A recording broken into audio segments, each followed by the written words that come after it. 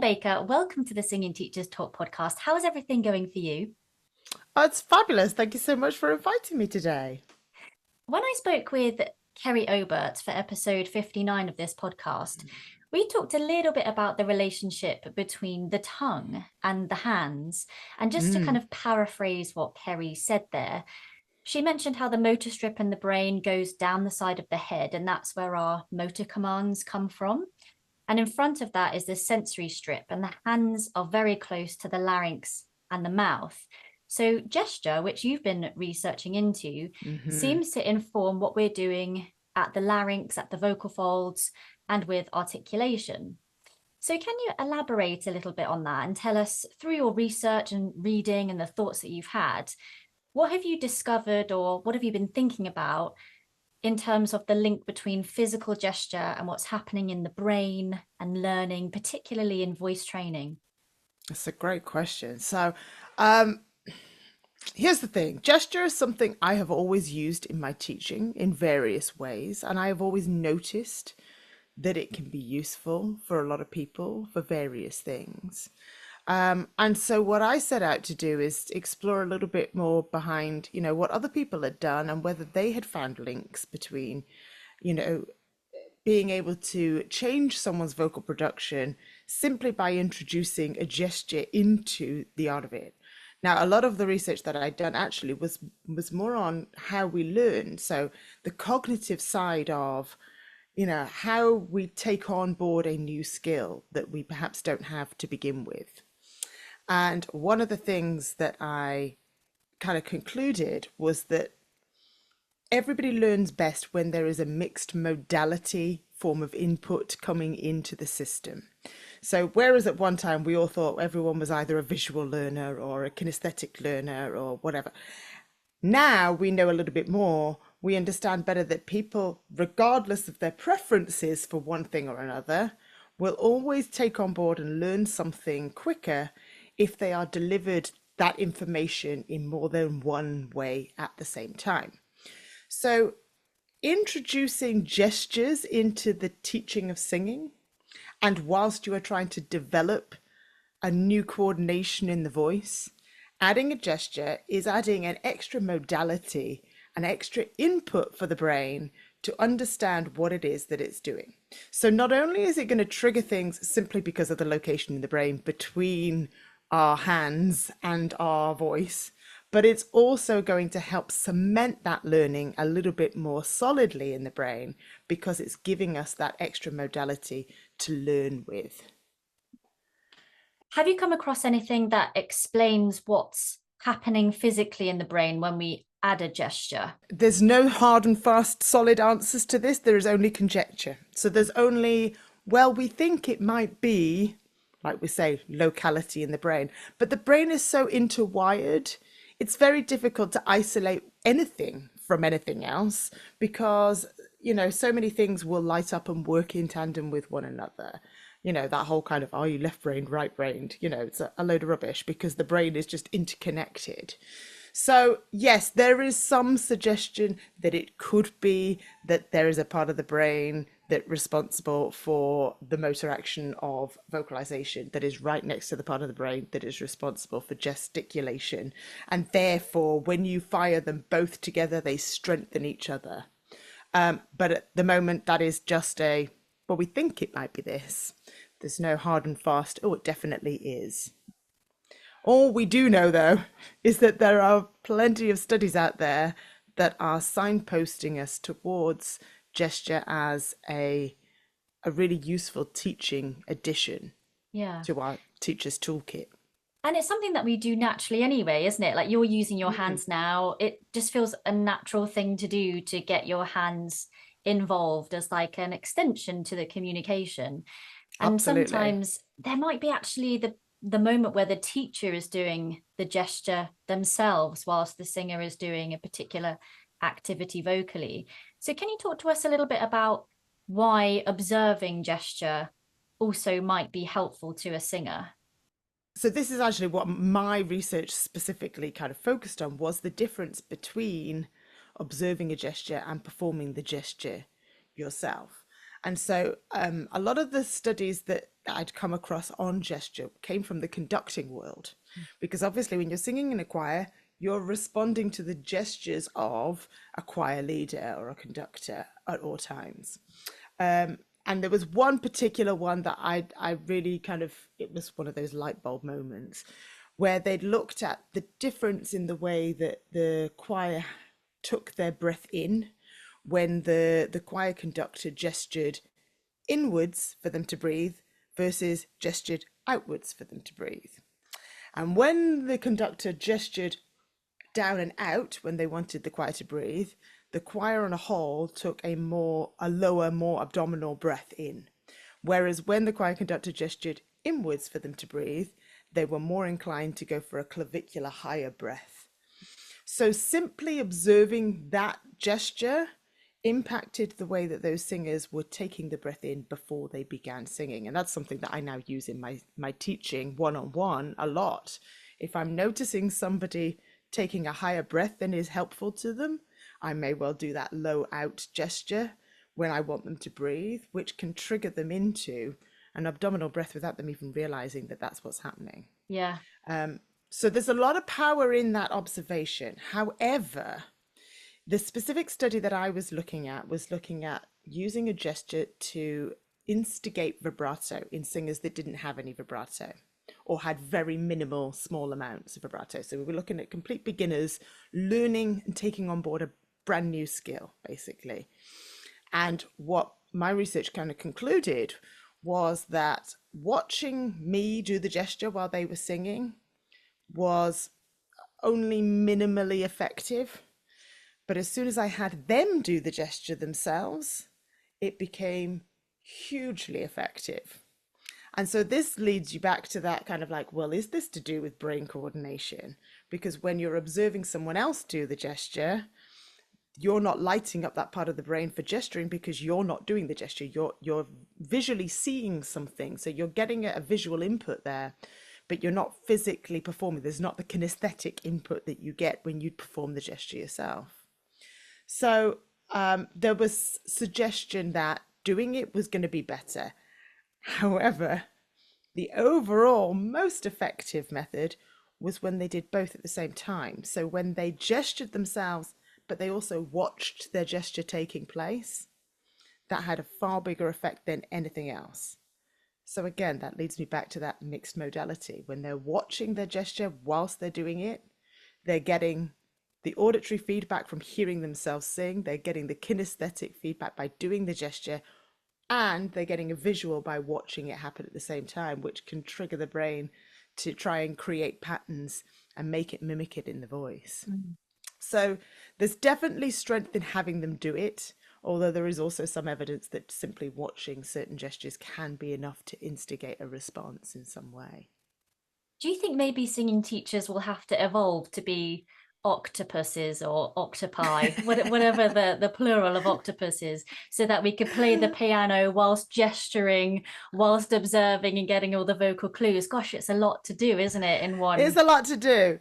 And yes, I mean, I think they already are, to be honest. I like you say, we gesture while we're talking all the time. And that's something that we develop very early on. While we're developing sound, babies will couple gestures with their first vocalizations often. So that there's that coordination in the brain right from the get-go between those two things. They come together, they come as a package. So we're often doing that. Like, I'm sure, I'm not the only person who ends up playing a scale pattern with one hand whilst I'm doing something with the other hand to get something from the singer. I think what's more important actually is that we pay more attention to what we're gesturing and whether the gesture that we're making is actually going to be a beneficial one, or whether it might actually be detrimental to what the singer is trying to achieve. Similarly, it's our job to watch that the singer isn't doing a gesture that might be detrimental to what they're trying to achieve. So, for example, if you're dealing with a singer who perhaps is holding an awful lot of tension in their voice and you're trying to help them get rid of that tension, if you notice that they're stood there with their fists held quite tightly, then that is feeding into that because it's mimicking that response in the vocal mechanism. So simply by getting them to relax their hands, and I'm sure that's, no big news to anybody. It's the sort of thing we will instinctively notice and say, but watching out for that sort of thing can be a huge difference to whether a singer is achieving what they want or not. And has anything come up in the research about a gesture that seemed to be really counterintuitive for a particular task?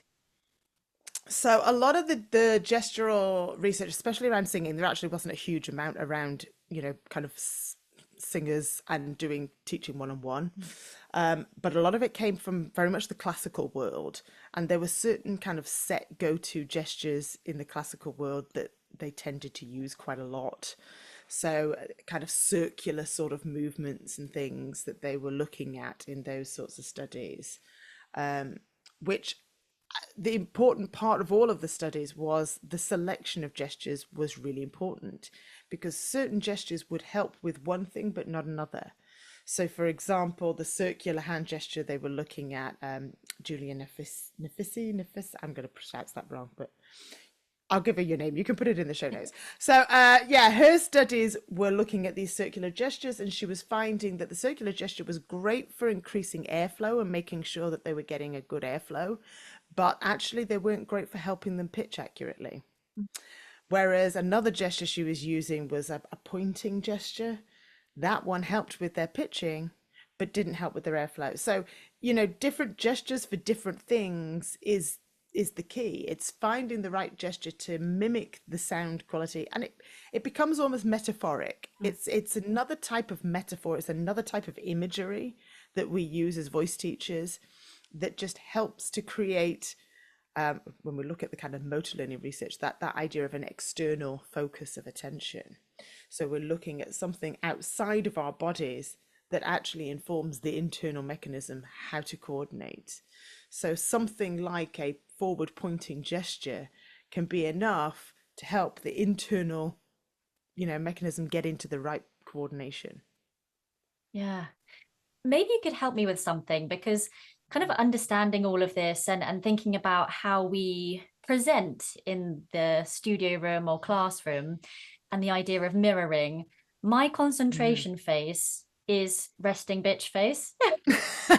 And I worry that that is not a very helpful expression to have when thinking about what to do next with the students. So yeah, how do we become aware of our own posture and how we're presenting in the room to make sure we're not imposing something onto the student?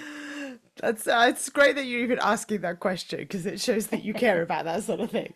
So yeah, you mentioned mirroring, and that is part of the mirror theory is the theory of mimicking people's actions and things. It comes from a study a gazillion years ago where they were looking at macaque monkeys, and they noticed that they had a similar response when they watched the researchers eat their lunch as they did when the monkeys were eating their lunch. And they kind of figured out that, okay, the monkeys were basically reenacting something they'd already experienced by watching it happen. And so that mirror response tends to work when somebody has had a previous experience of the thing you're trying to trigger with your actions. So in the case of learning a brand new skill, for example, when I was looking at vibrato, if they don't already have an experience of singing with vibrato, just watching us try to gesture it isn't enough. They need to find it in themselves first. But once they've got that experience, they can do it. But when it comes to kind of things like your response, what your face is doing, and how that can I mean, this, we all know there's a lot of psychology involved in singing. And certainly if you're dealing with novice singers who might be a little bit kind of anxious or worried or fearful that they're getting it wrong, you're absolutely right. If your face is saying this is terrible, Yeah. that's probably not ideal. Yeah. I mean, in my studio, I have a wall of mirrors, specifically so that the students can turn to the mirrors when needed to look at themselves. But it does also mean that I keep an eye on myself too, to make sure that I'm looking and doing what I think I'm doing. Because you're right, we do so much instinctively. becoming more aware of ourselves is always good. Yeah. I mean, just in general, when we're teaching, the more we can reflect back on our own teaching, the better we become as teachers. Yeah. So if you're not sure what you're doing, set up a camera in the corner, record yourself teaching a voice lesson, and then watch it back and see whether your expression is doing what you think it's doing, whether your hands are doing what you think they're doing, Yeah. and see whether there's any areas you can improve on there. Great. I'm hoping that I've become more aware of it now, that it's it's not a problem, but you never know. You never know. We're only human. Yeah. Body language can be defined as external and physical communication, and gesture and is part of that. Facial expression is part of that. Action seems to have an influence over vocal expression, because if we slump or hunch, as you can tell my voice now, it's kind of become a bit de-energized. But equally, if we start to march on the spot and have some vigor, it automatically becomes enlivened. So in fact, it's kind of really hard to do the opposite. If I started to march on the spot, I think that it would actually be harder work to make my voice sound de-energized, and vice versa. So why does this gesture have such a profound influence over the actual vocal product? So again, there are only theories, and so I can only speculate on certain theories. My feeling is that a lot of this is very much metaphor. So, like I mentioned before, theories of, motor learning, how we best learn motor skills, like singing. And one of the prevalent theories is that, generally speaking, an external focus of attention helps you with the internal mechanism more than an internal focus. So thinking about the internal workings of your voice is less likely to get you to that really kind of elite performance level versus focusing on an external focus. Now, when we start to move our bodies around, whether it be marching around the place or whether it just be kind of correcting our posture into something a little bit more active, then it's feeding into that external kind of focus, because now we're thinking more about what's going on the outside of our bodies rather than what's happening on the inside of our bodies. So there is some suggestion that that is just helping us to learn that skill and to cement that skill a little bit more solidly than when we don't do that sort of thing. Yeah. But then again, everything in the brain is connected. And so it's very difficult to be thinking up and down at the same time. Yeah. So, for example, a lot of teachers will, to prevent their students from reaching up to high notes, will get them to gesture downwards in some way, or even to move their body downwards in some way. And by doing that, the brain is getting confused. It can't be thinking up, up, up to the high notes while it's thinking down, down, down to move my body. And so it's easier for the brain to think in the same direction at the same time, and it's easier to think in the same energy at the same time. So if you are marching around the room and you're thinking high energy, high energy, high energy, your brain is going to want to apply that to pretty much everything all at once. So it will automatically feed into the way that you're using your voice, because your voice, it's a muscle like any other muscle in the body. So as much as possible, your brain wants to group everything together. It's easier when it works in harmony together rather than antagonistically trying to do two things at the same time. We're not very good at multitasking as human beings, as much as we like to think we are.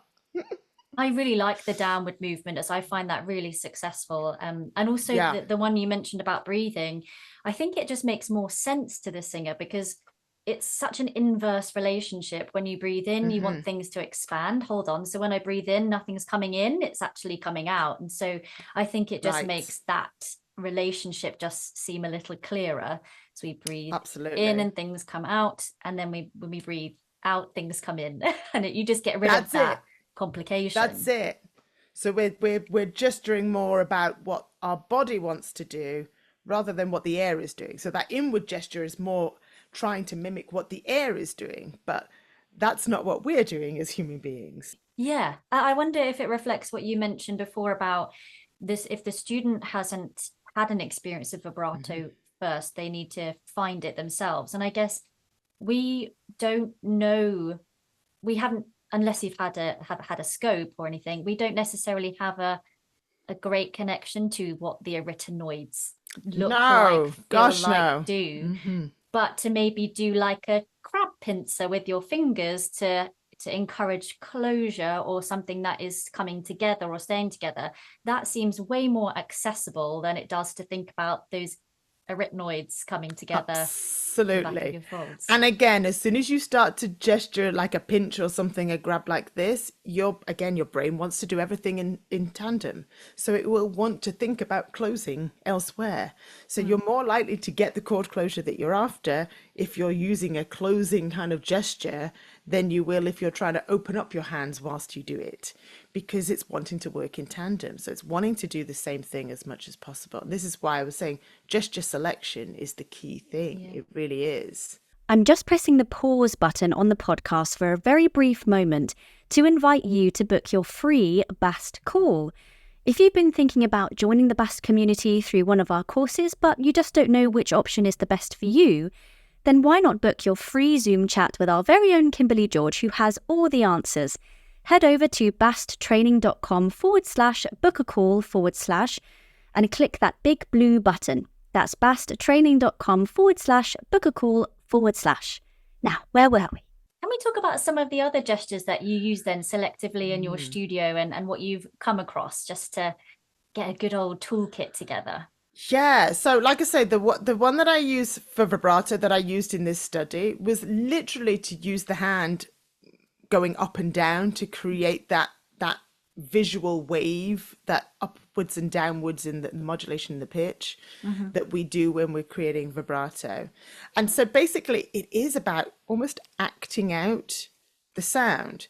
Now, there was some really useful research done by a friend of mine, Jenna Brown, who was looking at imagery, and her research very much concluded that the more personalized imagery is, the more effective it is.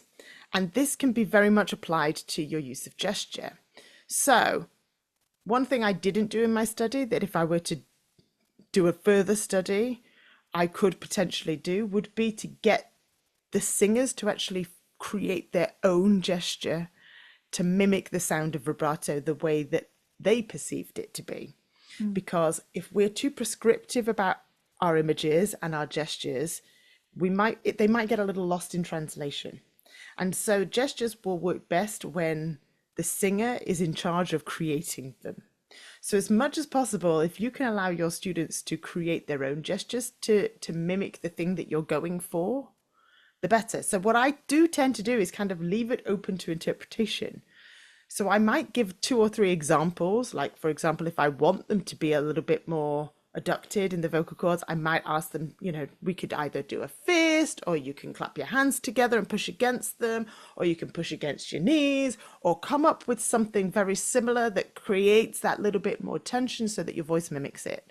And then they're free to come up with their own version, whatever makes most sense to them, because if it makes sense to them, it's more likely to be effective. If they can't see the connection between the gesture and what they have to do singing wise, it's going to be less effective. So as much as possible, we want them to be creating their own gestures. Other things that I tend to kind of use in terms of the imagery and gestures are things like we talked before about not wanting them to reach up for high notes. Also don't want them to reach down for low notes, because that's counterintuitive too.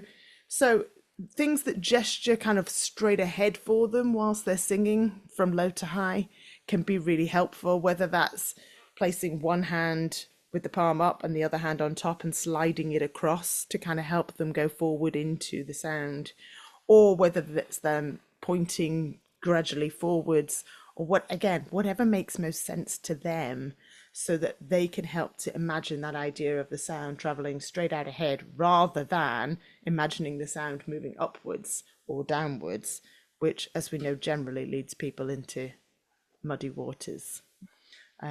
So yeah, all those sorts of things. Basically, anything you might want them to do, if you can paint the picture with your hands, you can use a gesture. Yeah. Something that I like from Lisa Popiel, she talks about helping singers find a particular heady sort of placement of resonance when it might feel like it's getting stuck. And that is to take the thumbs at the side of the neck and point backwards and up. And we kind of see that a lot, don't we? That there's a gesture that goes up and around the head for those sorts of things. Yes. That one's become quite helpful for some singers that I've seen. And we just have to be careful that the student has already had an experience of that sensation, because otherwise this gesture doesn't really mean anything to them.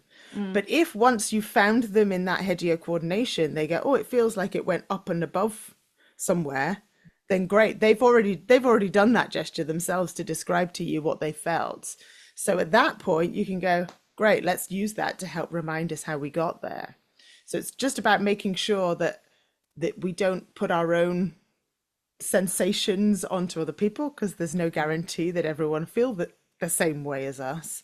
So again, it's just finding gestures that make sense. The more experience they've had of it, the easier it is to access it using the gesture. Something that I was using actually yesterday in a session, which was helping somebody to kind of start to connect with a more legit style as they want to go into musical theatre and auditioning. We know that might be one of those options. We were looking at a bit of a posh sound, and we were looking at how maybe a regal wave could make us get into that sort of tall vowel. The character idea.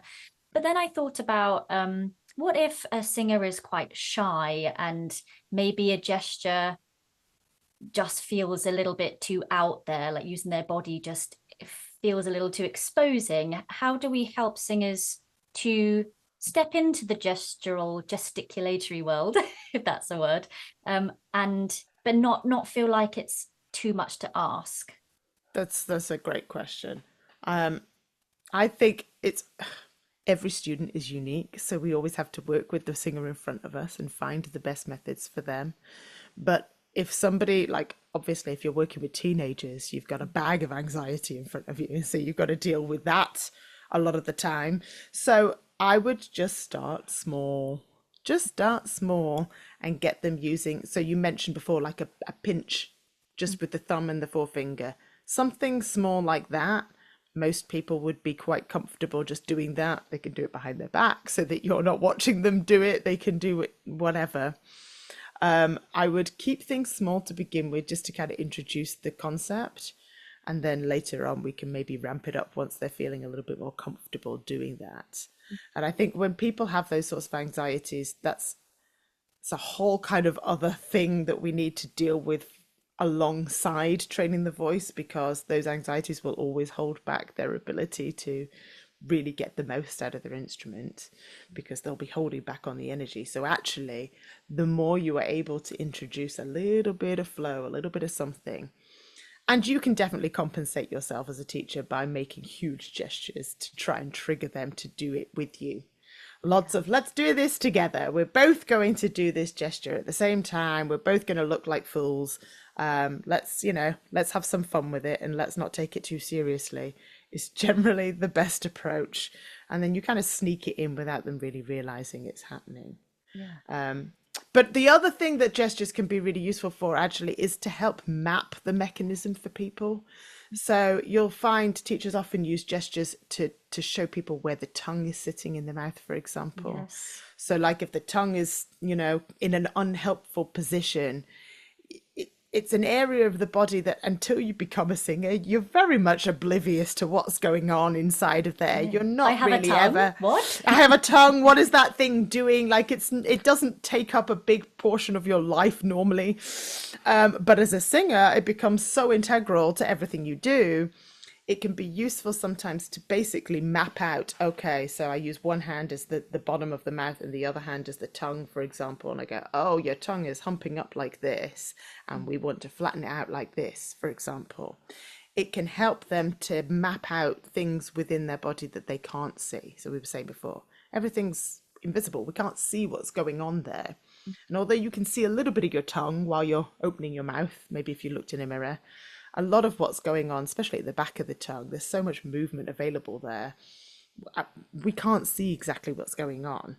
But if you as the teacher are quite aware of what's going on, you can, kind of use your hand to demonstrate what's happening so that they can just become more aware of what's going on inside of their mouth. It can be really useful to just kind of map it out for them. Yeah. same with the vocal cords. I don't think I know a single teacher who doesn't use their hands to open and close to talk about vocal cord closure, right? We all do this all the time because it's a good way to illustrate something that we can't see. We want more cord closure and your cords are staying open like this. Just that little bit of gesturing with the hands to show the difference between them closing and not closing can really help those sorts of concepts sink in for students. So how do we move from having gesture, almost like a little bit of choreography, to getting on stage without having to do some motorbike hands or accordion hands for the breathing? I mean, some of it, I guess, could be sneakily involved as like an expressive gesture, but Absolutely. yeah, how do you help people get from using it to not using it? So yeah, you're right. There's definitely the finger wag that comes in for riffing quite a lot on stage. There's certain gestures that are totally acceptable on the stage, others maybe not so much. So the gesture is there and as a tool for teaching, just like any other tool that we use to help affect the vocal mechanism in some way. And it's a tool to find it. It's not necessarily supposed to be there forevermore. The idea is it's a tool to help coordinate, find what you're looking for, to reinforce what you're looking for so that it becomes solidified. Whenever we're learning a new skill or learning a new coordination in the voice, the brain is basically creating a new program. It's like, I've got my autopilot, I've got that automatic program already set, but maybe I want to learn to do it in a slightly different way. Well, in order to do that, we have to reinforce a new pathway in the brain enough times that the body goes, oh, this is happening an awful lot. Let's just automate that system as well. And once that becomes a little bit more automated, that skill becomes what they call transferred. So it becomes a transferable skill that you can do without those extra kind of devices that you needed to establish it in the first place. So the goal isn't use this gesture forevermore. The goal is use this gesture to find that new coordination, to reinforce that new coordination until the brain feels like this is just something we do now and it doesn't need that help. It's the equivalent of if you broke your ankle and they gave you crutches to walk with.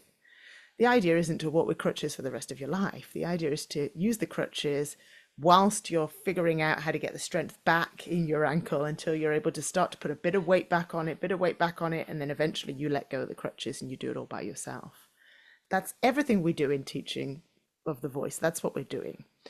When we make silly noises, when we're doing strange sounds and vowels and whatever else, SOVTs, there aren't many songs that have in the lyrics, but we use it, right, to find the coordination, to get the instrument working right. So just another thing you can add into that toolkit of things that you use to help singers find the coordination they want. In some performance situations, like auditions, for example, when a singer hasn't been directed as such, but they feel maybe a little bit exposed, and for some reason, every limb starts to have a heartbeat of its own, and it thinks, what the frick do I do with my hands? What my arms doing? My legs seem to have a mind of their own. And we start to over gesture, we start to move things, and things become maybe a little bit distracting and not motivated. So even though that's not necessarily in the realm of using gesture as a teaching tool, but going into the other extreme, when gesture becomes really overused and more distracting than it is helpful, how can we help singers to find motivated gesture that actually enhances their intended story?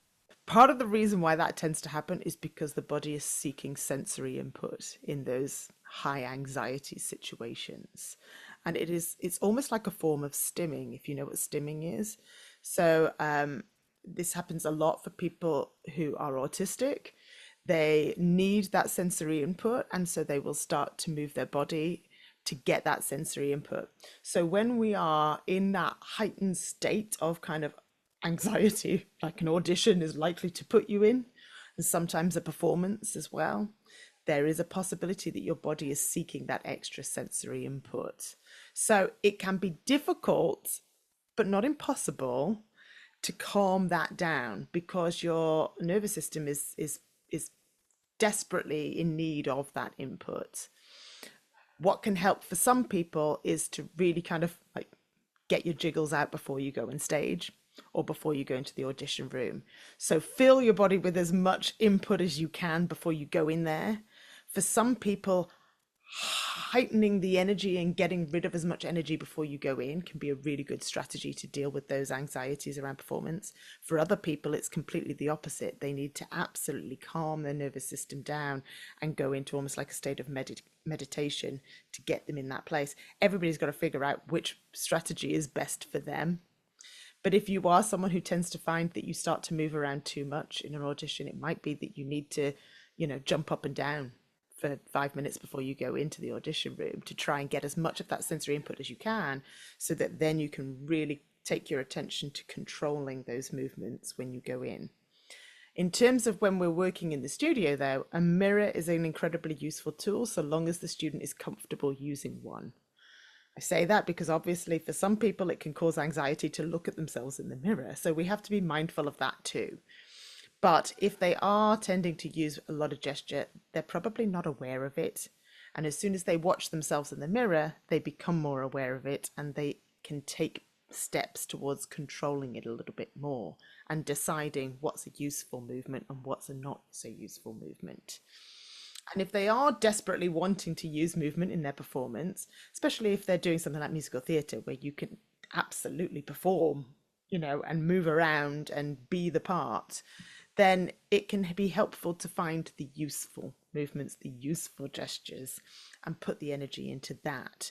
So, walking with intent to that side of the stage rather than just wandering back and forth, aimlessly. Videoing yourself is another way to do it.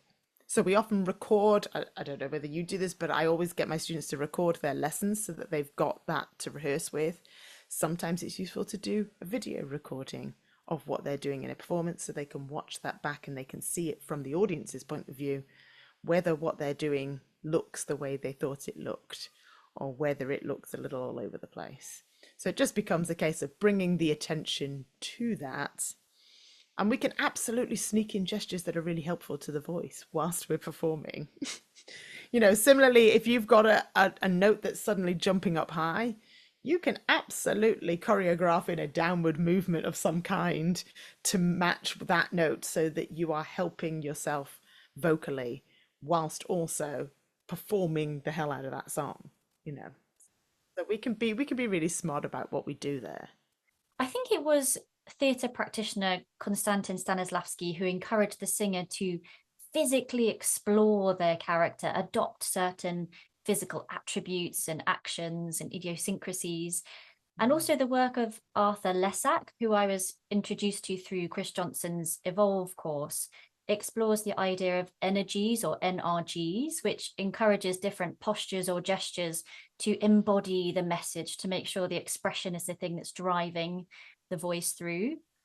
And this includes things like potency for a sense of power and confidence, or radiancy for a little bit of a nervous excitement. How can we explore some of the more, let's say, negative emotions, so to speak, so that we can use gesture, i.e. a clenched fist or something that is maybe more tense, but not at the detriment of vocal health? I think Louisa Morgan is looking into this a little bit and through acting through song and emotion in voice. I mean, it's a fine line. We have to be very careful. Same as when we put emotion in the voice. We want it to be emotive enough that the audience feels it, but not so much that we break down in tears and cannot finish the song, right? So it's always about finding that fine line between, how far can we push it without, suddenly knocking ourselves completely out of balance vocally so we can't deliver the performance in the way we want it to. I think it's going to be different for every singer. So I don't think there's going to be one hard and fast rule for everybody. I think it's going to be a case of working out what works for you as a singer and helping your students to work out what works for them. So things like adding a fist can be okay so long as you couple it with a vocal sound that has that kind of angst to it without overdoing the compression of it. And so you can, create moments of oh, kind of sounds where you are getting enough of that angst and, emotion to go with that kind of clenched fist without going fully into a squeeze sound, which is the fine line we don't want to cross. So it might be that you have to kind of only half clench Yeah. so that your voice doesn't go the full way. It's just a case of finding that balance between what works from a performative point of view versus what's going to help your voice deliver the performance that you want to deliver. Yeah, I guess we could use number scales for that. So if you clench at like 100% and then let go to 50, you still have the clench, but Absolutely. it's a little looser. I also just Totally. wonder whether there's like I know we were speaking earlier about high notes and dipping down and how the brain, is going to prioritize the full body movement. I'm guessing then that a combination of one clenched fist and one jittery hand isn't really gonna do the job, or Do you know, I think it's worth experimenting with. That might well be exactly the strategy that you need, is that, you do a halfway house, one yeah, hand is clenched and the other one is behind you free, yeah, whatever. I think it's one of those trial and error things where you have to work out how responsive the singer is to any gesture they make, because some people are going to respond in a much bigger way than others. So figuring out, is it the gesture that's suddenly knocking your performance off vocally? If it is, can we find a similar gesture that maybe doesn't impact it in the same way? Just being aware of it is the main thing. Just being aware that somebody's gestures and movements on the stage may well impact their voice in both a positive and a negative way. And so if you're noticing that when they stand still, they're singing it absolutely beautifully, the emotion is all in the voice, they're hearing it, they're expressing it beautifully, but as soon as they start moving around and gesturing, everything goes completely out the window. Well, then that's where we go, right, let's have a little think about this. Can we create some compromises around the way that you're currently staging things so that we don't lose the voice part of your performance, because that's a huge part, but also we don't want to lose the acting side of a musical theatre performance, because that's also a huge part. Every singing audition is a secret acting audition. They want to see that you are also putting yourself into that position, into that character. But there's always more than one way to perform any emotion. yeah. So if one thing isn't working, try something else. There's endless options available to us. It's just finding the one where we get the best compromise for what you want. I guess also on a very kind of foundational level, including gesture just gets the singer to move, because in lessons sometimes the singer can, I work mainly with musical theatre students who come from a dance class and then think, oh, it's singing, so I stand still. Well, singing is very rarely a still activity. So to actually ask them to move, they're used to that in dance. So we can bring that into the singing room. And by using gesture, it can just be a gateway into a transferable skill, I guess. Right. And dancers are a whole breed unto themselves when it comes to singing, because they come with everything held tightly, because I must stand in this perfect posture and hold my belly in and all sorts. So we're having to break down some of those boundaries as well, to Yeah. break them out of some of the habits that are great for dance, but not so great for singing. And again, that becomes a compromise. It's always about compromise. We've got to kind of find the best of both worlds to deliver the best of what is required of somebody. Musical theatre's a really unique genre of music for that reason, more so than other things. But even in, kind of the pop world, there's a lot of pop singers that dance as well. So it's similar for them. They've got to kind of find that compromise between the dance moves. And so when you're choreographing for a singer, we have to also be mindful about the choreography that we're doing to make sure that the movements that you're putting together with certain parts of the song are not going to be detrimental to their ability to deliver the vocal. Yeah. So it's, in a lot of worlds, we have to watch out that coupling of movement and voice. Yeah, we've got a great episode with Jenny Morton talking about integrating the musical theatre skills. And actually, in institutions, is there a singing teacher or a vocal specialist going into the dance rehearsals to kind of make see sure what that's they have to do. a collaboration. Yeah, I do wonder how often that's maybe happening, or whether it could be something that we can encourage down the line. I think that is absolutely essential, that those two departments are working in tandem with one another, because I certainly have come across singers who've been asked to do all kinds of movements. I'm like, that is really not very helpful to what you have to do. But you can't necessarily re-choreograph it for them. So yeah, being mindful of what needs to look good from the dance perspective versus how we need to allow the vocal mechanism to perform, and what movements might influence our ability to do that. I think if those two things are work together, you can get gold. You can get absolute gold. Yeah. You see it actually even like in kids. If you go and watch like kids performances, like kids musicals and things, and you see that as soon as they start dancing, the singing drops off, and it's because they can't physically manage to sing to the full ability when they're doing some of the choreography that's been set for them. So again, let's work together, people. Let's all work together and try and find something that works for everybody. Yeah. So Heather, what's next for you? Are you continuing to research gesture? Like what's on the cards? Oh gosh, now you're asking. No, so I constantly keep myself abreast of what's going on in the world. Whether I'll do more research in the future, I don't know. We'll see. Watch this space. I've also done a lot of research on how the brain interprets pitch. So I've got a few conferences that I'm out and about attending this year, presenting some of that research. I'm off to Finland in a few weeks to do something there. So lots more stuff, lots of I do a lot of teachers.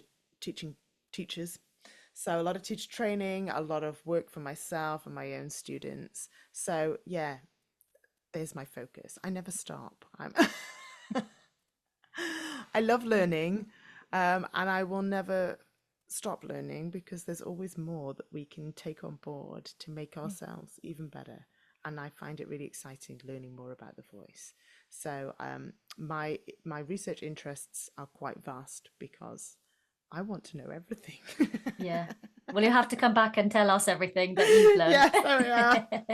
So where can our listeners find out more about you and follow your work going forwards? So I am on all the socials. So you can follow me on TikTok, Instagram, Facebook, wherever you tend to go for your socials, YouTube. So I'm either listed as The Singing Teacher, or I'm just Heather Baker Singing Studios. And you can find my website is thesingingteacher.biz. So you can find me online and just come and check me out and give me a follow and say hi. I love chatting to people. Amazing. Well, Heather Baker, thank you so much for keeping me company today. Well, thank you for having me. Hey you! If you're enjoying the Singing Teachers Talk podcast, then don't forget to hit the subscribe button. We are committed to bringing you engaging conversations and valuable insights from experts across the field of voice. By subscribing, it means we can continue to do that. You'll never miss an episode, and you'll be helping to spread the word to other singing teachers, vocal coaches, and overall voice nerds. So subscribe to this channel now and just watch your teaching grow.